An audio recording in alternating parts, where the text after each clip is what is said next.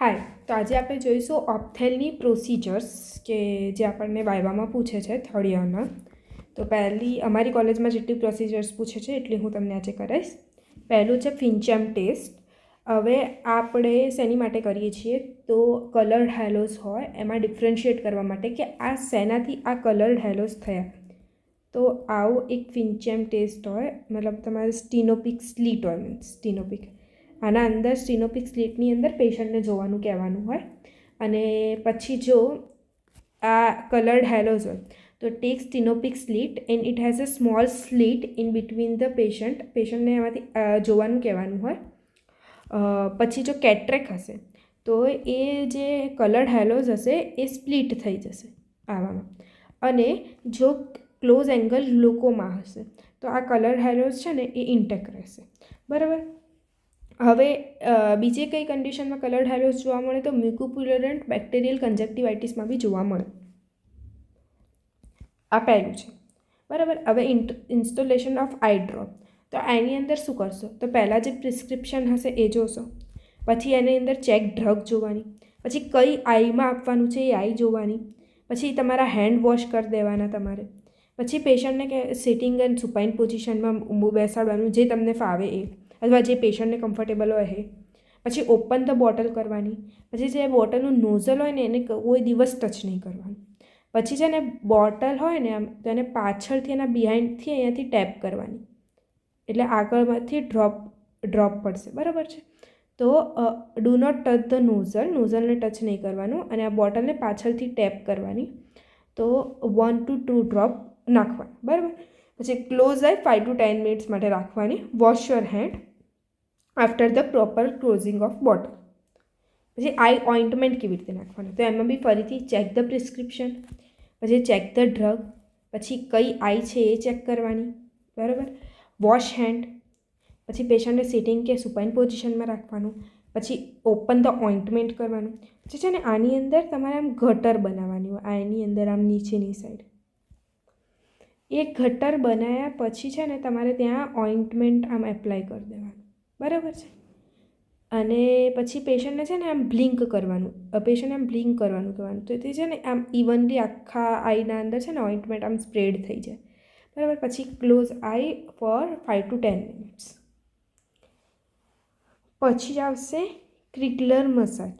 ક્રિકલર massage છે ને આપણે કન્જનાઇટલ ડેક્રોસિસાઇટિસ માટે કરીએ, જ્યાં કેવું હોય કે ફોર એક્ઝામ્પલ આ આઈ છે તો અહીંયા પેશન્ટને કન્જનાઇટલ ડેક્રોસિસાઇટિસ હોય તો બરોબર જે લેક્રાઇમાં જે ટીયર્સનું ડ્રેનેજ હોય બરોબર ના થઈ શકતું હોય.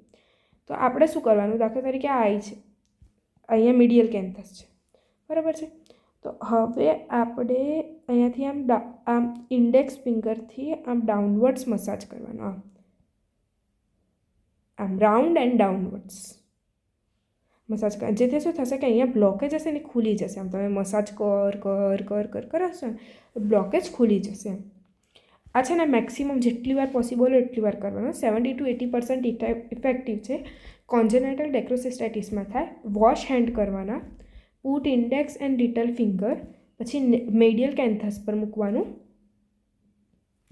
પછી અને રાઉન્ડ ને ડાઉનવર્ડ્સ, રાઉન્ડ પછી ડાઉનવર્ડ્સ એમ રાઉન્ડ અને ડાઉનવર્ડ્સ. અહીંયા મીડિયલ કેન્થસ હોય ને તો બરાબર. હવે કોર્નિયામાં ફોરેન બોડી હોય તો શું કરવાનું તો પહેલાં પ્રોપેરાકેનથી એનેસ્થેટિસ કરી દેવાનું. પછી પેશન્ટને છે ને સ્લીટ લેમ્પ પર બેસાડવાનું હંમેશા. સ્લીટ લેમ્પ સિવાય કોર્નિયલ ફોરેન બોડી રિમૂવ નહીં કરવાની. પછી ફોરેન બોડી સ્પર લેવાનું, એમાં 26 ગોજની નીડલ લેવાની, એનાથી ફોરેન બોડી રિમૂવ કરી દેવાની. હવે રિમૂવરમાં કેવું હોય, જો સુપરફિશિયલ જ હશે ને તો ખાલી એન્ટીબાયોટિક આપી દેવાની. અગર ડીપ હોય તો 24 અવર પેડ એન્ડ પેચ એન્ટીબાયોટિક અને લુબ્રિકેન્ટ કરવાનું, તો બીજું ફર્ધર ઇન્ફેક્શન ના થાય. અગર વુડન પાર્ટિકલ હશે તો એન્ટીફંગલ લાઇક ફ્લુકાનાઝોલ, નાટામાઇસિન એ આપવાનું. જો મતલબ વુડન પાર્ટિકલ હોય તો એની અંદર ફંગલનું ઇન્ફેક્શન હોય ને તો આપણે ફ્લુકાનાઝોલ, નાટામાઇસિન આપવાનું. પછી આવશે શ્વાર્ટ્સ ઇન્ડેન્ટેશન ટોનોમેટ્રી. હવે ટોનોમેટ્રીનો ઉપયોગ શું થાય, આઈઓપી મેજર કરવા માટે. બરાબર. હવે બહુ બધા ટાઈપના ટોનોમીટર હોય. ઠીક છે. હવે એની અંદર જે શ્વાર્ટ્સ હોય ને બરાબર એ અહીંયા છે ને એની આમ ફ્લૂટ પ્લેટ હોય જે રાઉન્ડ હોય બરાબર, આ ફૂટ પ્લેટ એને છે ને કોર્નિયા પર મૂકવાની હોય. અને પેશન્ટને પહેલાં સુપાઇન પોઝિશનમાં મૂકી દેવાનું. 4% લિગ્નોકેન આપવાનું. પછી છે ને ફૂટ પ્લેટને સ્ટરીલાઇઝ કરી દેવાની. જે ફૂટ પ્લેટને તમે કોર્નિયા પર મૂકો છો ને, કારણ કે ગમે ત્યાં કોઈના હાથ અડેલા હોય, એને સ્ટરીલાઇઝ કરવાની. પછી છે ને ફૂટ પ્લેટને આમ કોર્નિયા પર મૂકી દેવાની. હવે છે ને એ આમ અહીંયા ફૂટ પ્લેટ હશે અને અહીંયા ડિફ્લેક્શન થાય સ્કેલનું. અહીંયા આ સ્કેલનું છે ને ડિફ્લેક્શન થાય એમ એ જોવાનું. અને છે ને 5.5 ગ્રામ આઈડિયલ વેટ રાખવાનું. પછી જે મીન આઈઓપી નીકળે ને એને તમારે એક નોર્મોગ્રામ હોય આની જોડે જ આવે. શ્વાર્ટ્સ ઇન્ડેન્ટેશન ટોનોમેટ્રી જોડે જ આવે. એની જોડે આ જે આપણું તમારું મીન આઈઓપી નીકળ્યું ને એને આની જોડે તમારે કમ્પેર કરવાનું. કમ્પેર કરો ને એટલે તમને ખબર પડી જાય કે ભાઈ આ નોર્મલ છે કે આ એબનોર્મલ છે. હવે પ્રિન્સિપાલ શું છે ઇન્ડેન્ટેશન ટોનોમેટ્રીનું? તો આ ફૂટ પ્લેટ તમે મૂકી, બરાબર, આ તમારું કોર્નિયા છે, એની ઉપર આમ તમે આમ ફૂટ પ્લેટ મૂકી. તો હવે આ કેટલી અંદર જશે? જો સોફ્ટ આઈ હશે ને તો આ ફૂટ પ્લેટ આમ તમે મૂકશો ને, આમ મૂકી તમે આ હાથ, બરાબર, આમ તમે આમ મૂકી તો આમ આટલી અંદર જતી રહેશે એમ વધારે. અને જો હાર્ડ આઈ હશે ને તો ખાલી આમ ઉપર જ રહેશે, બરાબર. તો indentation tonometry is based on the fundamental fact that the plunger will indent more in the soft eye than the hard eye. Hard આઈના અંદર પ્લન્જર છે ને વધારે ઇન્ડેન્ટ થશે. પછી તમને આની જોડે એપ્લિનેશન ટોનોમેટ્રી છે એનો બી પ્રિન્સિપાલ પૂછી શકે. તો એનો પ્રિન્સિપાલ છે લિમ્બરફિક લો હોય, જે પ્રેશર ઇઝ ઇક્વલ ટુ આપણે ભણતા ને ફોર્સ અપોન એરિયા, એની પર કે તમે એરિયા કોન્સ્ટન્ટ રાખો અને તમે જેટલો ફોર્સ લગાવશો રિંગને એની પોઝિશન પર લાવવા માટે એટલું પ્રેશર હશે. તો એનું પ્રિન્સિપાલ ખાલી યાદ રાખી લો કે એનું પ્રિન્સિપાલ હશે Imbert Fick law which state that the pressure inside the sphere is equal to the force required two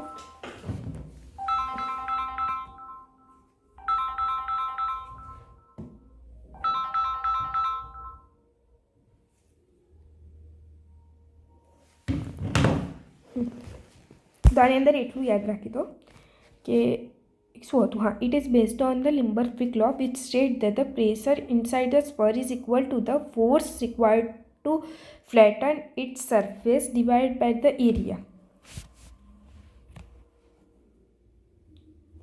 પછી છે શર્મર્સ ટેસ્ટ. તો શર્મર્સ ટેસ્ટ શેના માટે યુઝ થાય? તો it is a measure tear secretion.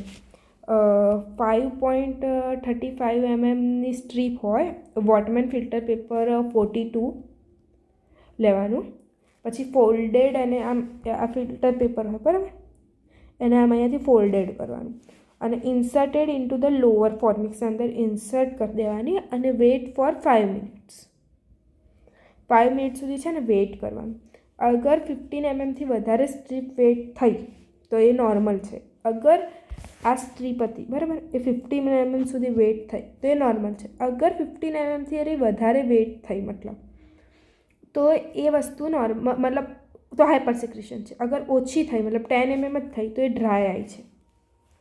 So total tear secretion 5.35 mm strip લેવાની, વોટમેન number 42 filter paper. પછી 15 mm વધારે હશે તો નોર્મલ, 10 mm ઓછી હશે તો ડ્રાય. હવે ડ્રાયના કોઝ તો ટીયરમાં કેટલા લેયર હોય? 3 લેયર હોય. આનું નિમોનિક છે માલ. મ્યુસિનસની ડેફિશિયન્સી હશે તો શું હશે? તો ઝેરોપ્થેલ્મિયા હશે, સ્ટીવન જોન્સન સિન્ડ્રોમ હશે, ટ્રેકોમા હશે, કેમિકલ બર્ન હશે. લિપિડની પછી બીજું, હા સોરી, એક્વનસ લે. આ શું હશે? ભાઈ કોન્જેનેટલ જ એલેક્રેમિયા હોય, જોગ્રન સિન્ડ્રોમ હોય, પછી લીરે ડે સિન્ડ્રોમ હોય, ઇડિયોપેથિક હાઇપોસિક્રેશન હોય, મતલબ સિક્રેશન જ ઓછું હોય. લિપિડની એબનોર્માલિટી હશે તો એ છે બ્લેફેરાઇટિસ ક્રોનિક અને મેબોનાઇટિસ હોય. તો પછી એ આઈલિડનો ફંક્શન બરોબર ના હોય, લાઈક બેલ્સ પાલ્સી હોય, પછી એક્સપોઝર કેરાટાઇટિસ હોય, એન્ટ્રોપી, એમાં આઈલિડ જ બરોબર ક્લોઝ નહીં થતી, એના લીધે ડ્રાય આઈ છે.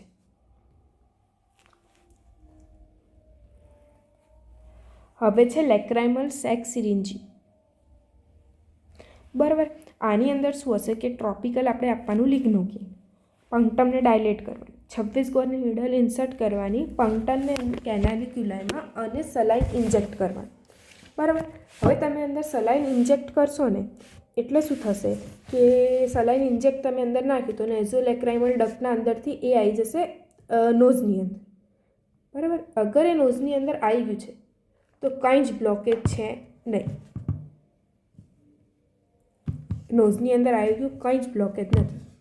તો હાઇપર સિક્રેશન હશે, લેક્રાઇમલ પંપ ફેલિયર હશે, કાં પાર્શિયલ ઓબ્સ્ટ્રક્શન હશે. બરાબર, શું હશે? હાઇપર સિક્રેશન હશે, લેક્રાઇમલ પંપ ફેલિયર હશે, કાં પાર્શિયલ ઓબ્સ્ટ્રક્શન હશે. અગર રીગર્જિટેશન, આમ ફ્લુઇડ આમ અંદર નાખ્યું તમે પણ અંદર નથી જતું, આની જગ્યાએ પાછું આમ રીગર્જિટેટ થાય છે, મીન્સ બહાર આવી જાય છે, તો ઓબ્સ્ટ્રક્શન કે બ્લોકેજ હશે. અને એ તો છે ને તમારે આમ પ્રોબિંગ કરવાનું, મીન્સ આ નોઝ છે ને તો એની અંદર આમ પ્રોબિંગ નાખવાનું એમ, અહીંયાથી આઈથી આમ એમ. તો અગર હાર્ડ સ્ટોપ હશે ને તો બોન આવી ગયું મતલબ, તો નેઝોલેક્રાઇમલ ડક્ટ બ્લોકેજ હશે, મીન્સ નીચેની સાઈડ બ્લોકેજ હશે. અને જો સોફ્ટ સ્ટોપ હશે તો લેક્રાઇમલ સેક કે કેનાલિક્યુલાઈ બ્લોક હશે. હવે છે જોન્સ ડાઈ ટેસ્ટ. તો એના અંદર શું કરવાનું? તમારે 2% ફ્લોરોસિન ડાઈ લેવાની, installed into the conjunctival sac, પછી place cotton in the opening of nasolacrimal duct, પછી birds get soaked with dye and stain. તો હાઇપર સિક્રેશન છે, મતલબ બધું બહાર આવી ગયું અને સ્ટેન થઈ જાય છે. એક ઉપરથી તમે ડાઈ નાખી, નોઝની અંદર આવી ગઈ, નીચે કોટન રાખવાનું. અગર એના અંદર એનો કલર આવી ગયો તો હાઇપર સિક્રેશન છે. પણ અગર ના આવ્યો તો શું કરવાનું? 2 પરફોર્મ કરવાનું. ભાઈ શું કરવાનું કે residual fluorescent die is washed with the irrigation, મતલબ જે ડાઈ હતી એને આપણે ફોર્સફુલી ઇરિગેશન કરવાની. પછી જો તમે ફોર્સ થોડો કરશો તો પાછી એ ડાઈ બહાર આવી જશે, એટલે પાર્શિયલ ઓબ્સ્ટ્રક્શન છે. પણ તો બી પછી બી ડાઈ સ્ટેન નથી થતી, તો સમજી લેવાનું કે લેક્રાઇમલ પંપ જ ફેલિયર છે, આગળ ડાઈ જતી જ નથી, અને partial obstruction in upper part છે. બરાબર. હવે લાસ્ટ છે કોર્નિયલ સેન્સેશન. તો પેશન્ટની તમારે આમ પેશન્ટ હોય ને તો એની સાઈડમાં ઊભું રહેવાનું, આગળથી કદી નહીં કરવાનું, નહીંતર છે ને પેશન્ટ બ્લિંક કરી દેશે. સાઈડમાં ટેમ્પોરલ સાઈડ ઊભું રહેવાનું અને આમ કોટન લાવી અને પેશન્ટને આમ ટચ કરવાનું. પેશન્ટને આમ કોટનથી ટચ કરવાનું પેશન્ટના કોર્નિયાને. અગર બ્લિંક કરે છે તો કોર્નિયલ સેન્સેશન છે. ડિક્રીઝ કોર્નિયલ સેન્સેશન શેમાં થાય? એનું ન્યુમોનિક છે HDL એક્ટ્સ. હવે H એટલે શું? H એટલે હર્પીસ, D એટલે ડાયાબિટીસ, R એટલે લેપ્રોસી, A એટલે એકોસ્ટિક ન્યુરોમા, C એટલે કોન્ટેક્ટ લેન્સ, T એટલે ટોપિકલ ટીમોલોલ અને C એટલે સર્જિકલ ટ્રોમા.